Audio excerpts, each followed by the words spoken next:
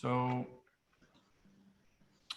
thank you all for joining this final day. We hope you have enjoyed the first 4 days. And this day was a bit more loose in the sense that the idea was that we wanted to solve some user contributed problems. We've had a few, but not too many, and many of them were a little bit too late for us to really do anything about it. So we are sorry about that. However, we think that instead we can do hands-on live sessions for the tutorials, for some of the tutorials we've gone through the week. So this morning and starts ends at the final hours of the program. We will go through 5 different tutorials, and I don't know if we put it out yet, but we will put it in the tutorial general Discord session where you can see which ones will be at what time. So the first hands-on live sessions. So the idea is that you join this webinar Zoom session if you think you want to go through that live session. And otherwise, you can go through the other tutorials, ask questions. We will be available all day. So feel free to ask questions, etc. I think that's pretty much it in terms of what we have planned for today. If there's any questions or anything, feel free to let us know or ask them. And we have promoted everybody to being a panelist, so you can more easily do a quick question when we do these hands-on. So we ask you to just ask questions and engage with the presenter of the tutorial. And with that, we will leave the floor for Ernane and Paul, who will go through the electrochemistry tutorial, and you will get the chance to ask questions for them. Is there, they will be the first ones. I'll write the other tutorials we'll go through immediately now in the tutorial general on the Discord session, and then you can see at what times we will do the other ones. I think that's it. So thank you for participating, and talk to you soon. Okay, so good morning, everybody. I'll start sharing my screen. So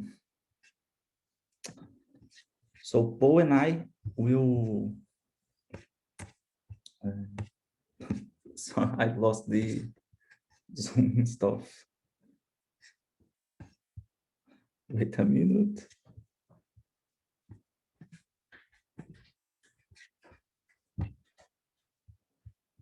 So can you see the screen? Can someone say something? Yes, we can see it.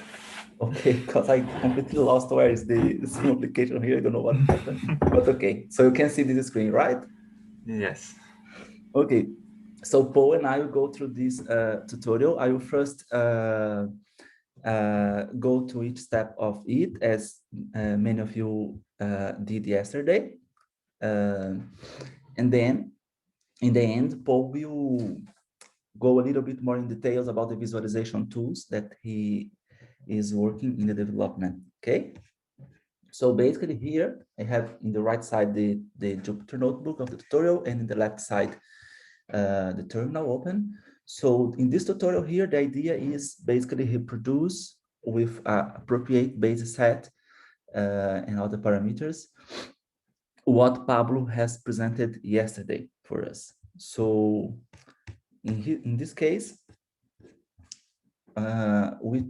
we chose one of the snapshots from Pablo's work, Pablo and Paul's work.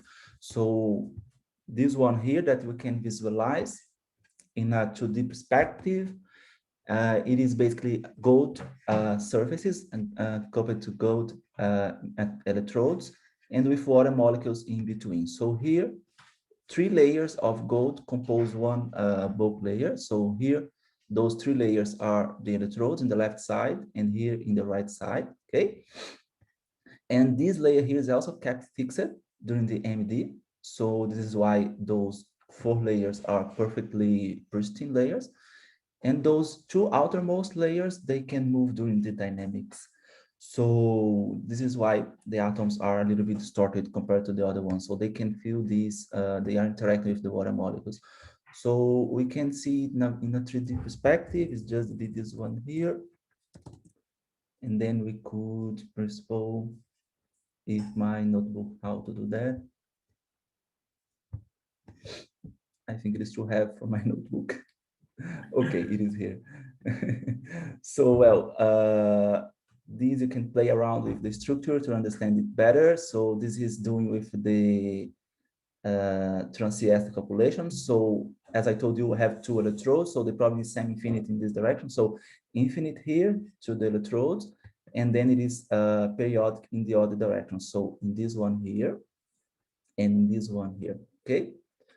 So this structure was obtained, as we explained here, in a molecular dynamics that was carried on at minus 0.5 volts. So those water molecules, and this is like from the final of from the end snapshots of the molecular dynamics. So this is basically after an equilibration and so on. So the water molecules here, they are feeling this electric field generated by the electrodes potential. So we also plotted here the unit cell for the electrodes. So here we can, as Nick told a lot of times during the school, in some tutorials, we can take advantage of Bloch's theorem. So basically, we can run this unit cell for the electrode and insert the appropriate flags in the input file of Siesta to replicate this electrode here in such a way that we generate the, let's say, big electrode here, okay? So as you could see, if you run the tutorial yesterday, this calculation here is quite fast. It took only 30 seconds to be done, which is calculated through this command here, very easy. And we inserted this thing here to emphasize that when you are using this a unit cell that should be repeated to create the electrode, you should put the correct key point mesh, okay? So this is the correct one because we should repeat the cell 2 times in the X direction and 3 times in the Y direction, okay? And no repetition is needed in the Z. Yeah, and the calculation of the device is a gamma point calculation. So yes, if there was a 2 K point mesh in the device, then you would have to multiply. Should put it here too. Yes, thank you, Paul. So it is strange because I can't see anybody. I don't know what happened here, but well. So then here, I think it is very clear that the point is to run the calculation. So what should be done here is to run both calculations at 0V and at minus 0.5. So if you go to the folder here, so this device water, inside it, we have these other 2 subdirectories, so one at 0 and another one at minus 0.5. So basically we provide, so I have run, so this is why I have all these files, but the main thing is that we have provided you with this file here, which store the density metrics and goes directly to the Transiesta step. So this is why, and it is from a converged one, so this is why it was so fast for you to run in your laptops. Otherwise, with this small base set and mesh cutoff, it would take 10, 60 minutes. It depends on the computer. But well, nobody needs to wait so long to see the result in a school. So if you run it, you obtain all the necessary data to make the post-processing that we will present. And some people, I will emphasize that some people faced one problem because Transiesta, I mean, to run a calculation at a finite bias, you should first run at 0 bias, because it doesn't make any sense to go directly to finite. I mean, you cannot have the density matrix under a voltage directly. So you read this one here from the 0 voltage, and then it is possible to make calculations at a finite bias. So this should be run first. After that, you copy the file from here to here, this one, and then you can run at a finite bias.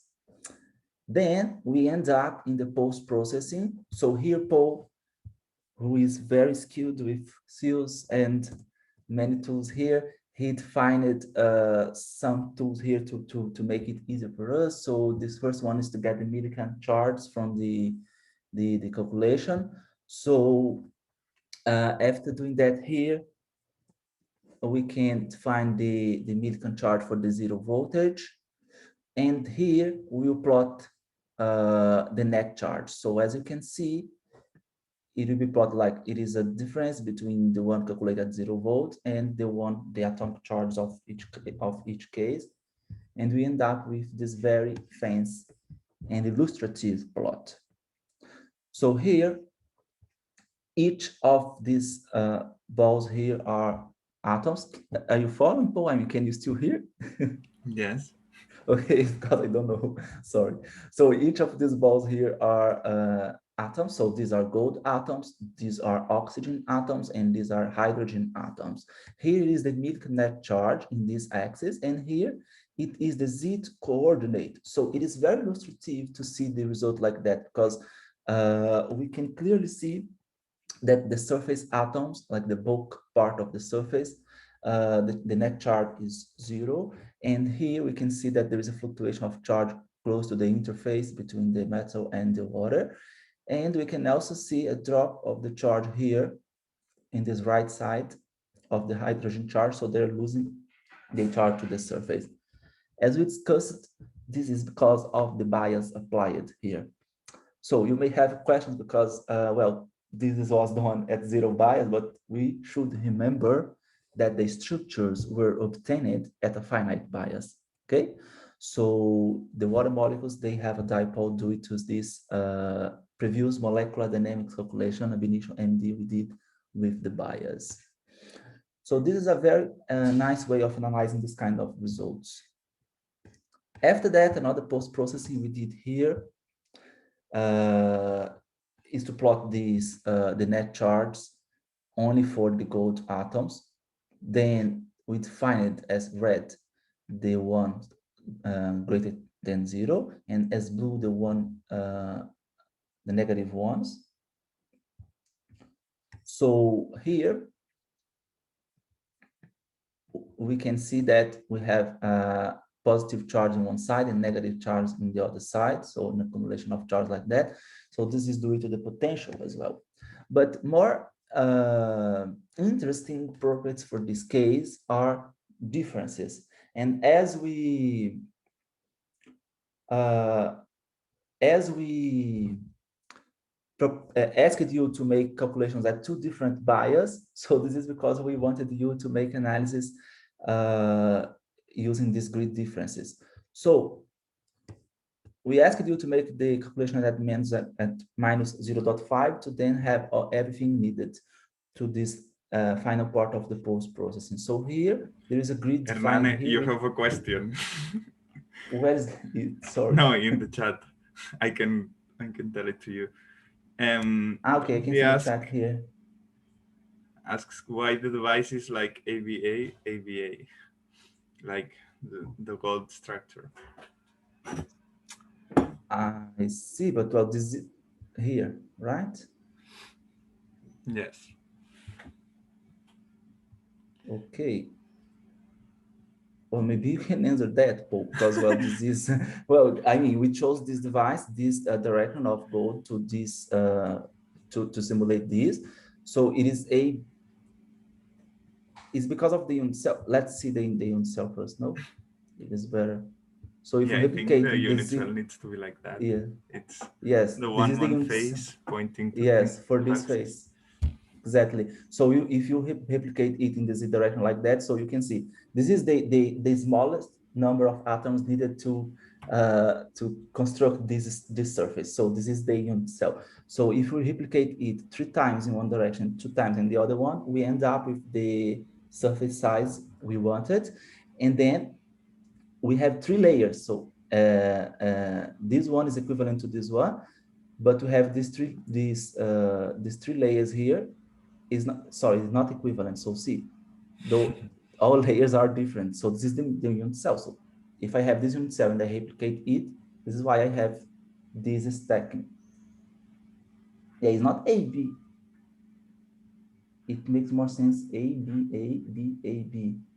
Is it possible that that was just a confusion because of the angle at which the structures were shown here before?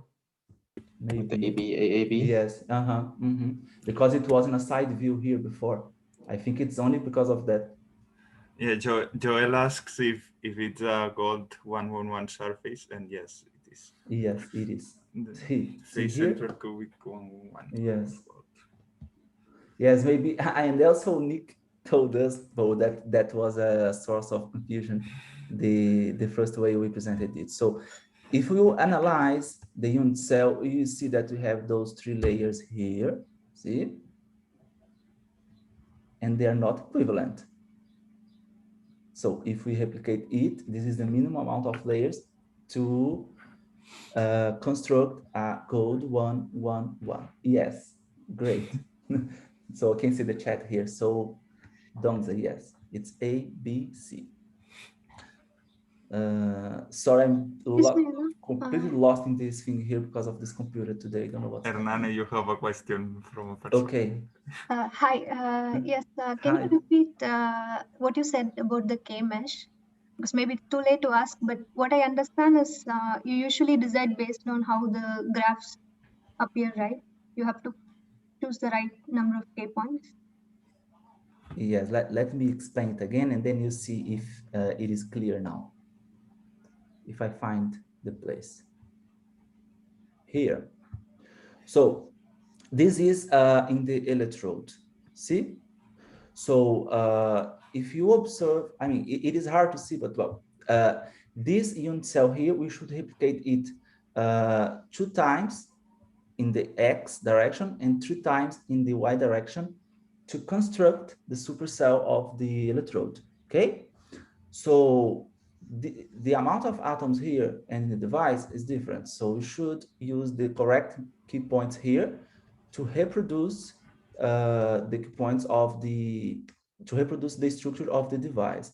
Paul was mentioning that we do the device calculation in the gamma point. So no key points here. So let's say that due to some reason that it doesn't make sense in the transfer direction, but one could include key points if one in the other directions, right, Paul?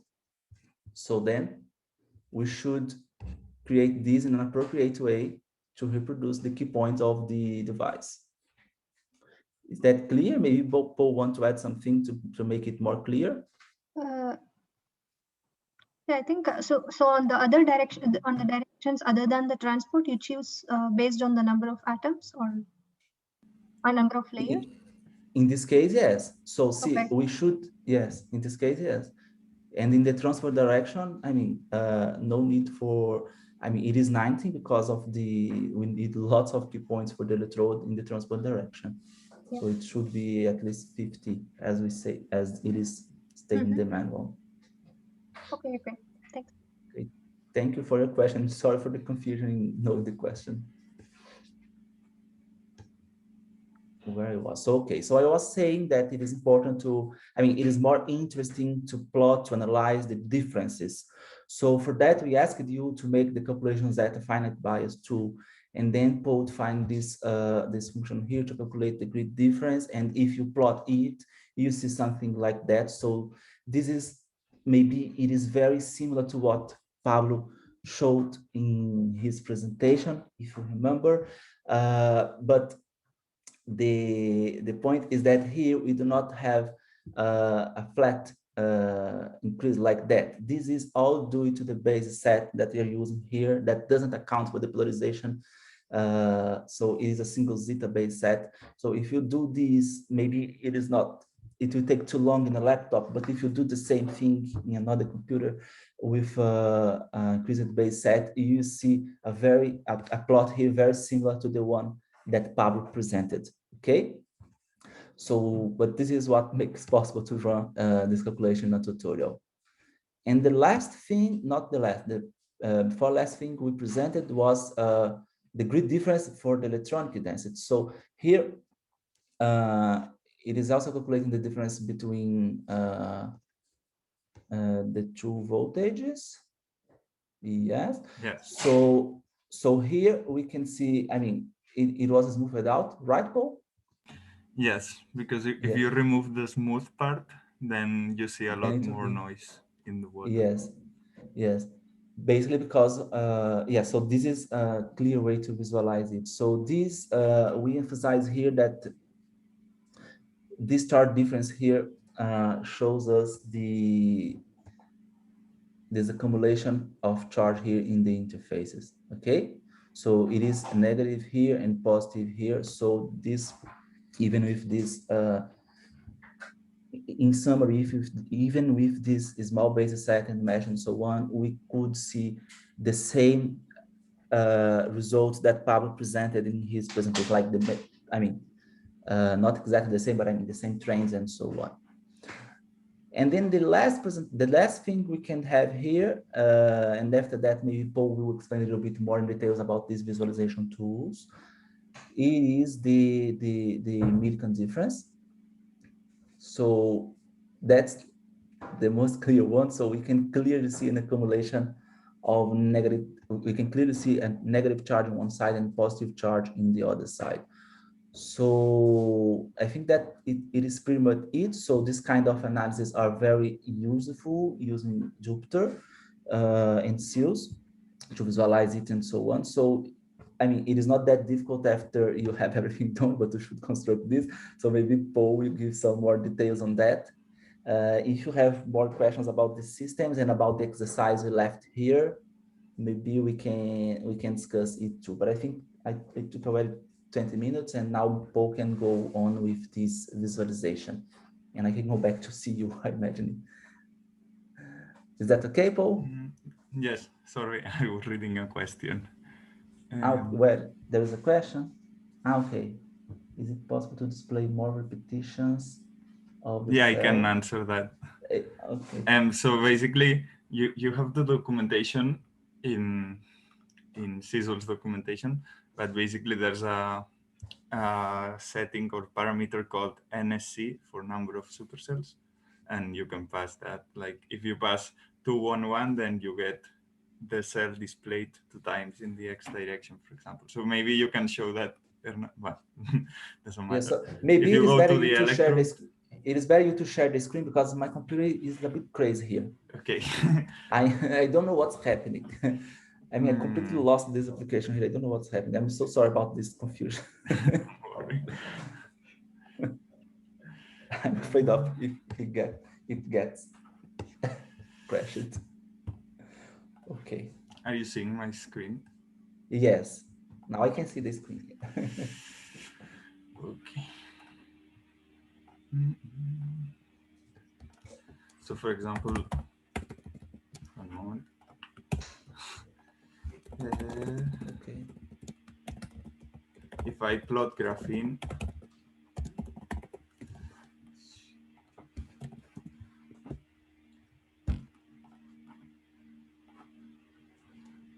yeah, this is a unit cell of graphene. So if I set the number of supercells to, let's say, 2 to 1, then I get the 2 repetitions in the x-axis and the y-axis. And the other question was if almost all the hydrogen atoms have plus 0.2 charge and almost all oxygen atoms have 0.6 charge, well, minus 0.6 charge, but this doesn't mean we have a charge system. And then, no, it's a neutral system because the water molecule itself is neutral because, I mean, there are 2 hydrogens, so the total charge is, right. Yeah, right. The water molecules are a bit charged, and that is one point that Pablo made in the presentation, that the water molecules, I mean the whole system, grabs charge from the electrodes for some reason. And yeah, he also explained it in the presentation. So if there are no further questions about the tutorial, I will go on with the presentation that I had planned. Okay. Yeah, so I can read the questions if you want, or if they appear, but I can see Okay. in here. I don't know what's happening with my computer. So basically, I will talk about the visualization module that was introduced in CISL not long ago. I think it was like 2 months ago.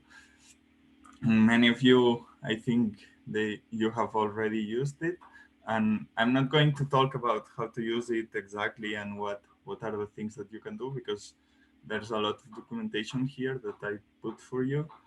And you can see you can plot things like geometries, also grids very easily, bands, PDOs, and wave functions for now, but this will be extended and all functionalities will be added here in the documentation. So I think it's pretty clear enough, the documentation. You have subsections that you can follow as well, and I show the effects of what I do in Python. So that part I think is quite covered with that.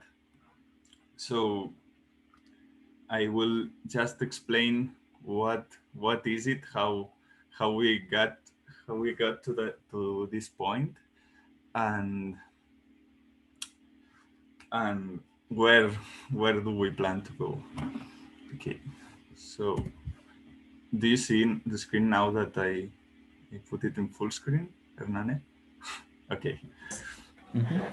So yeah, I will quickly drive you through my thoughts since I started working at ICN2, so that you can understand why this happened. So first I was like, okay, this is my first science job, so this looks nice. Then I figured out that you could use programming to process the files, which was so nice because otherwise I was doing it manually. So I was starting to really like it. And then my next thought about 2 or 3 months in was like, I hate Fortran. This is not good for post-processing. So after maybe 3 months or something like that, I found out about some new tool, like some other tool called CISL. I was like, okay, why has no one introduced me to CISL? Like, why have you told me to use Fortran to post-process? And the thing is, I think nobody, I mean, no, not nobody, but most people that are in the Siesta environment and have been there for a long time, they don't really exactly know how to use CISL or Python in general, maybe. So yeah, here's a very complex software that I developed that simulates live events. So if we run the simulation, the post-processing fun at the beginning was like minus 300, and when I discovered CISL, you can see that the results were that post-processing was much more fun. So at that point, I was like, okay, this is much better. Let's go with CISL.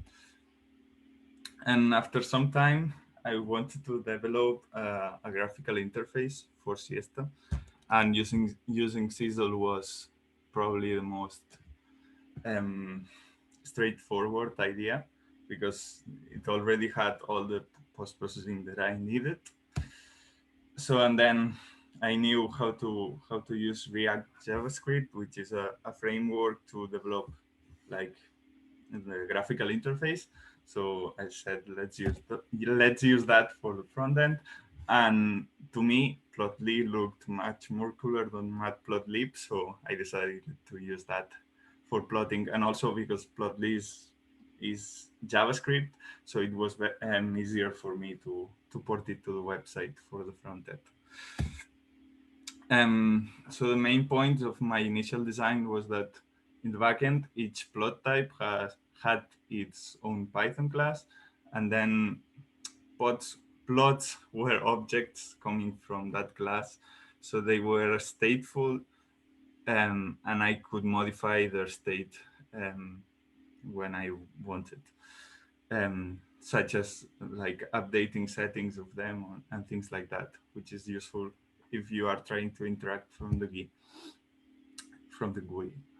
And also a strength of the backend was that each plot had different entry points, which means that, for example, let's say a Vance plot can be generated from different sources. So, for example, it can use a siesta Vance file. It can be generated from a Hamiltonian. It could be generated from other files, from other codes if we wanted. So yeah, and Cecil helped a lot with that, and that is nice because it doesn't mind where your plot came from.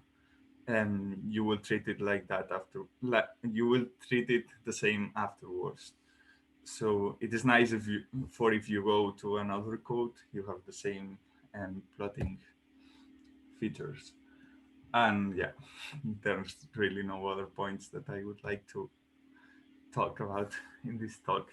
So it looks something like that, the graphical interface. At the backend, it was just Python, and it was like using the plotting capabilities that I coded to generate plots. And then when someone wanted to do something on them, I just ran methods on them, like update settings, undo settings, and this kind of stuff.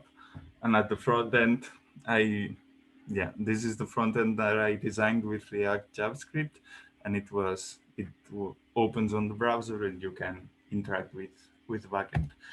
But since I don't wanted to support every user interaction, and the API of the plotting thing of the backend was already quite usable, I decided that it was much better to also allow people to use it programmatically. So in that direction, I sent a mail to Nick, and I told him, do you want to include all the backend thing to Cecil so that people can use it? And he agreed, so we did it. And from there, the backend was integrated to the Cecil Biz module that is now.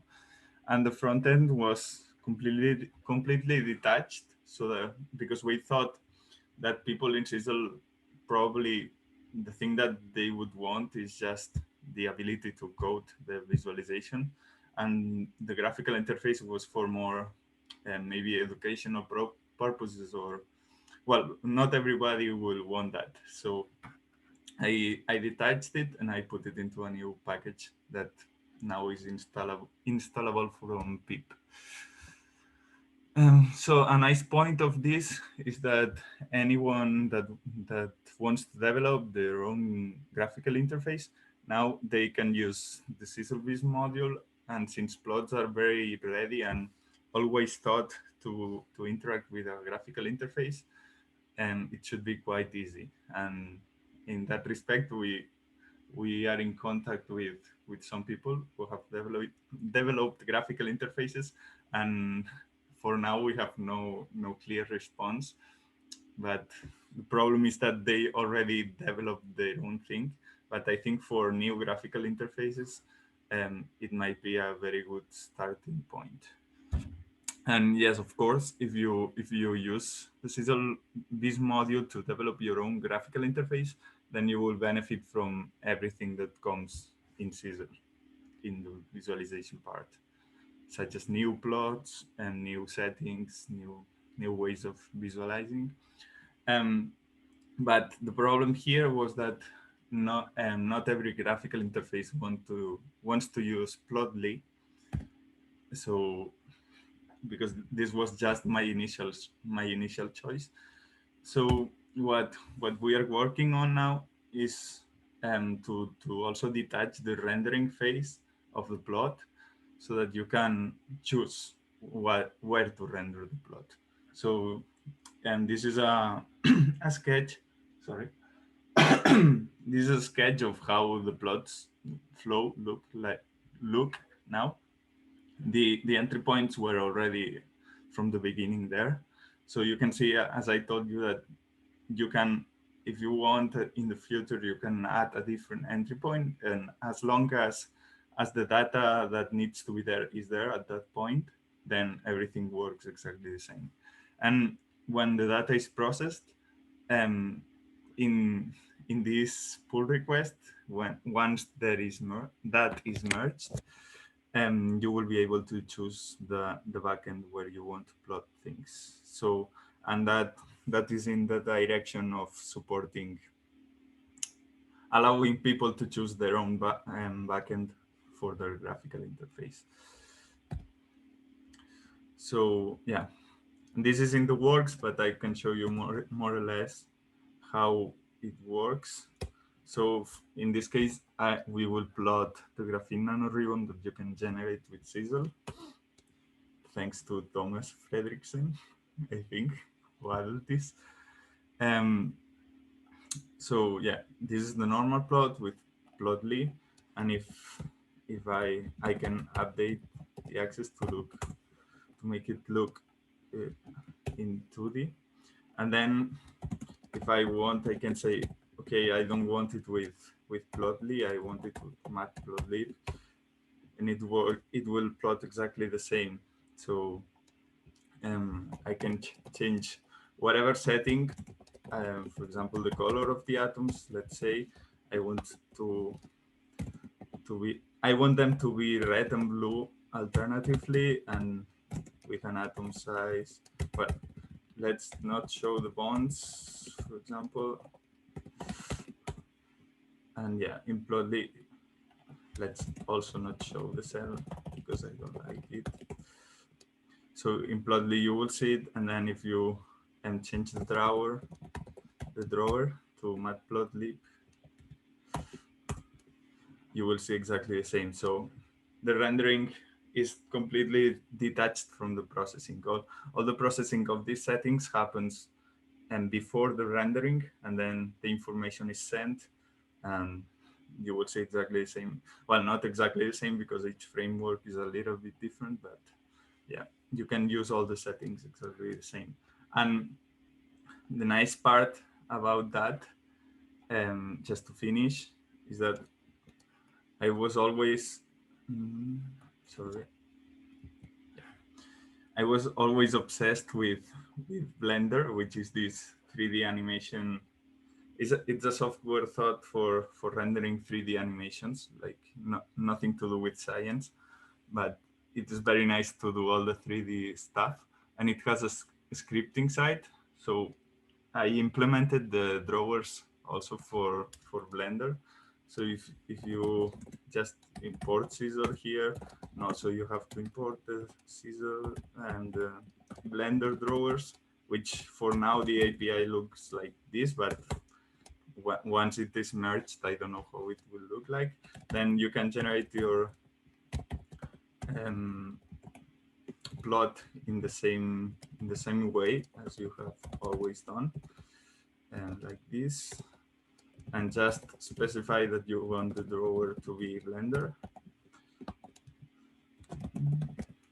And if you run this script, in principle, yeah, you get the plot here in Blender.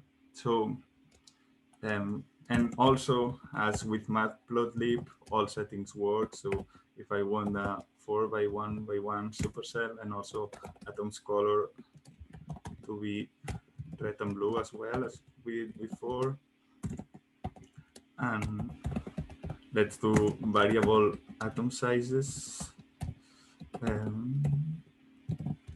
Yeah, something like that. So each 3 atoms, it will repeat this sequence. So in principle, if I run that, yeah, you cannot see the colors here because it's the view that Blender offers you. But now you have them here. So with exactly the same settings that you used for Plotly and Matplotlib, also you can use them for Blender, and this is implemented for the geometries, but also for the grids. So it will be quite nice to use. And once you have it here, just so that if you have never seen Blender, you just have to let's say add the light. You can add the sun, twist it like that, and now add a camera so that it can render the image. That's how Blender works and all animation softwares. So if you, one moment.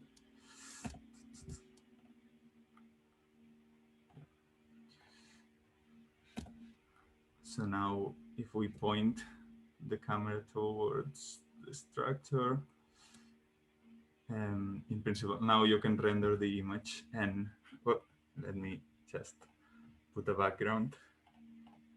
Let's say, yeah,